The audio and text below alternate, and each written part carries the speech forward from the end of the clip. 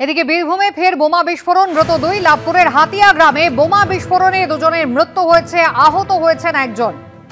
এখনো তাজা বোমা পড়ে রয়েছে এলাকায়। কথা বলবো, সরাসরি চলে যাব, আমাদের প্রতিনিধি ভাস্কর মুখোপাধ্যায় রয়েছেন আমাদের সঙ্গে। ভাস্কর, কি নিয়ে গন্ডগোল? এখনো এলাকায় তাজা বোমা পড়ে রয়েছে, পুলিশ এসেছে? দেখো, লাভপুরের হাতিয়া গ্রাম মূলত বিখ্যাত হচ্ছে নকল সোনার কয়েন বিক্রিতে, এবং এ একটা প্রতারণা চক্র। এটা বছরের পর বছর ধরে চলছে, এবং শুধু এই লাভপুর এলাকায় নয়, গোটা রাজ্যে এই কয়েনের যারা ব্যবসা করে তারা ছড়িয়ে ছিটিয়ে রয়েছে।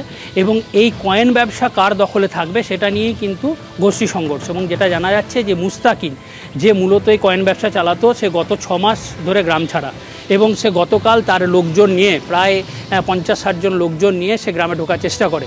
তখন গ্রামে যারা যে প্রতিপক্ষ ছিল তারা তাকে বাধা দেয়, এবং এই বাধাকে কেন্দ্র করেই সংঘর্ষ শুরু হয়, এবং দফায় দফায় বোমাবাজি চলে।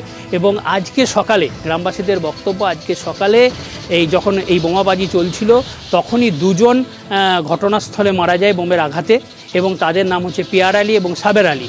তারা এই গ্রামেরই বাসিন্দা, এবং তাদের বয়স 20 থেকে 24-এর মধ্যে। এবং আর একটা অংশ, অর্থাৎ পুলিশের বক্তব্য হচ্ছে যে বোমা বাঁধতে গিয়ে এই 2 জন মারা গেছে। এবং লাভপুর থানার পুলিশ এই ঘটনার খবর পেয়েই ঘটনাস্থলে আসে এবং পরিস্থিতি নিয়ন্ত্রণে আনার চেষ্টা করে। এবং যেটা গ্রামবাসীদের আর একটা অংশের বক্তব্য, যে যারা গ্রামে রয়েছে, যারা অর্থাৎ এই নকল কয়েন যারা কারবারি তাদেরকে ঢুকতে বাধা দিচ্ছে, তারা হচ্ছে কাজল গোষ্ঠীর লোকজন। এবং যারা মারধর করেছে, অর্থাৎ যারা বোমা মেরেছে, যাদের বোমা আঘাতে 2 জন মারা গেছে, তারা হচ্ছে আব্দুল মান্নান গোষ্ঠী। না, এই আব্দুল মান্নানকে লাভপুরের যে বিধায়ক অভিজিৎ সিংহ, তার ঘনিষ্ঠ তৃণমূল নেতা, এবং তিনি একদম জেলার প্রথম সারির একজন তৃণমূল নেতা।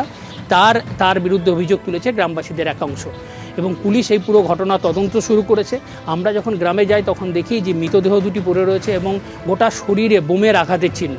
অর্থাৎ এইটা এখনও পর্যন্ত পরিষ্কার নয় যে বোমা বাঁধতে গিয়ে দুর্ঘটনা ঘটেছে না তাদেরকে বোমা ছোড়া হয়েছে। কিন্তু আমরা যদি বডিটা দেখি, পুরো মাথা থেকে একদম পা পর্যন্ত বোমের স্প্লিন্টার গেছে এবং পুরো পুড়ে গেছে। এবং গ্রামবাসীদের বক্তব্য যে আরও একজন আহত হয়েছে, সেটি একটি মাইনর বাচ্চা, কিন্তু সেটা এখনও পর্যন্ত পুলিশ কোনো বিষয়ে কনফার্ম করেনি। গ্রামবাসীদের বক্তব্য যে এই ঘটনায় 3 জন আহত হয়েছে। এবং এই যে সোনার কয়েন বিক্রি, এই চক্রটা কিন্তু দীর্ঘদিন ধরে চলছে এই গ্রামে, এবং বারবার অভিযোগ উঠেছে। এর আগেও আমরা দেখেছি, মাস 4 আগে পুলিশ গিয়ে ওখানে ঘটনাস্থলে গেছিলো এই গ্রামে একজন দুষ্কৃতীকে ধরতে। সেই সময় পুলিশকে ঘিরে ধরে দুষ্কৃতীরা, এবং তারপর ব্যাপক বোমাবাজি করা হয়, পুলিশের গাড়ি ভাঙচুর করা হয়, এবং একাধিকবার এখানে কিন্তু পুলিশ গিয়ে আক্রান্ত হয়েছে। তারপরও এদের এই ব্যবসা চলছে, এবং এই ব্যবসা কিভাবে চালাচ্ছে সেটা নিয়েও প্রশ্ন রয়েছে বিরোধীদের। বিজেপি জেলা সভাপতি ধ্রুব সাহা, তার বক্তব্য খুব পরিষ্কার যে শাসক দলের প্রশ্রয়ে এই ঘটনা হয়েছে। আজকে পুলিশ এই যারা দুষ্কৃতী তাদেরকে সামালতে পারছে না, অর্থাৎ যারা সোনার কারবারি তাদেরকে সামাল দিতে পারছে না পুলিশ, এবং তার জন্যই বারবার এই ঘটনা ঘটছে। এবং প্রশাসন যদি সক্রিয় না হয় এবং দুষ্কৃতীদের যদি গ্রেপ্তার না করে, এবং এই সোনার কয়েন ব্যবসা যদি বন্ধ না হয়, তাহলে আবার এই ধরনের ঘটনা ঘটবে।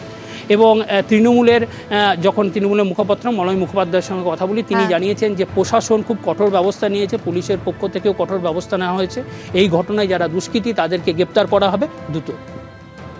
ভাস্কর, ধন্যবাদ। স্থানীয়রা তারা কি বলছেন এই ঘটনা নিয়ে, দেখুন একবার।